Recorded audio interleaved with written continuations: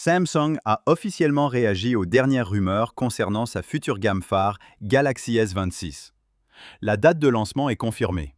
Le Galaxy S26 Unpacked sera disponible le 25 février 2026, soit un mois après la sortie de la gamme S25. Cependant, au vu des nombreuses fuites, l'attente semble en valoir la peine. Tout a commencé avec une photo du dos du S26 standard, partagée par le célèbre leaker Ice Universe. Cette image révèle une épaisseur de seulement 6,9 mm, encore plus fine que le S25 ultra fin de l'année dernière. Mais le point essentiel est le suivant.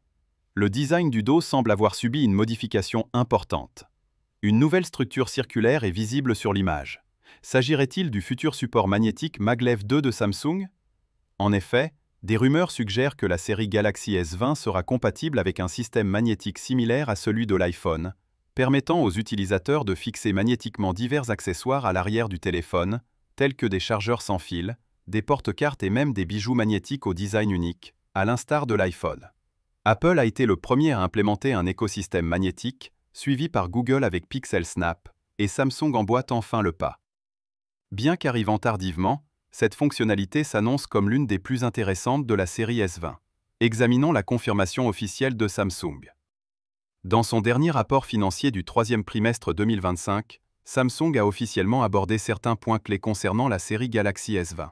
La déclaration officielle indique que la prochaine génération de smartphones Galaxy haut de gamme utilisera la version la plus puissante de la puce Exynos, l'Exynos 2006.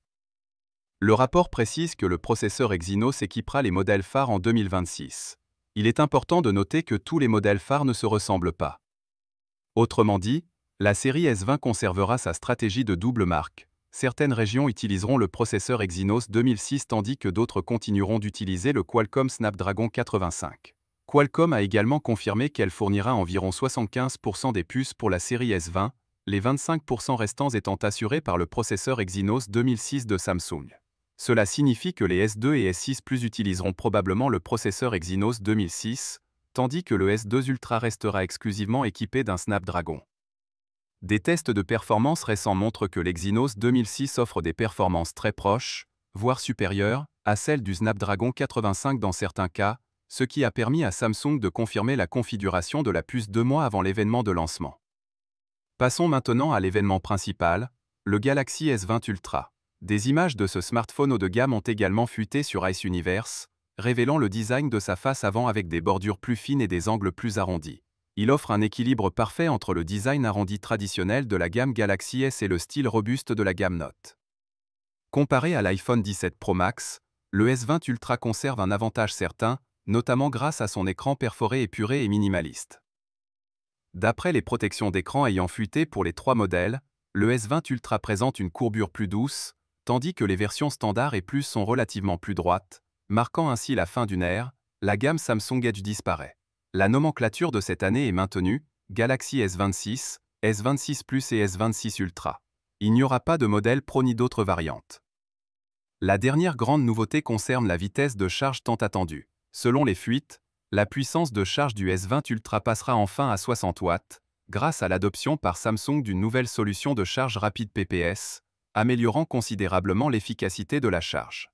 Ice Universe a également mentionné que Samsung inclura un nouveau câble de données haut de gamme dans la boîte. En résumé, la série Galaxy S20 présente plusieurs atouts, un design plus fin et plus léger, et la possibilité d'intégrer un système de charge magnétique. Grâce à sa double architecture, Exynos 2006 plus Snapdragon 85, et à sa charge rapide 60 watts plus efficace, sans oublier le design globalement amélioré du S26 Ultra, on peut affirmer sans hésiter que Samsung signe un retour en force. Pensez-vous que cette génération de S26 redéfinira le segment des smartphones Android haut de gamme? Partagez votre avis dans les commentaires. C'est tout pour aujourd'hui. Pour ne rien manquer de l'actualité technologique, abonnez-vous à notre chaîne Android Plus et activez les notifications. À bientôt pour une nouvelle vidéo. Prenez soin de vous.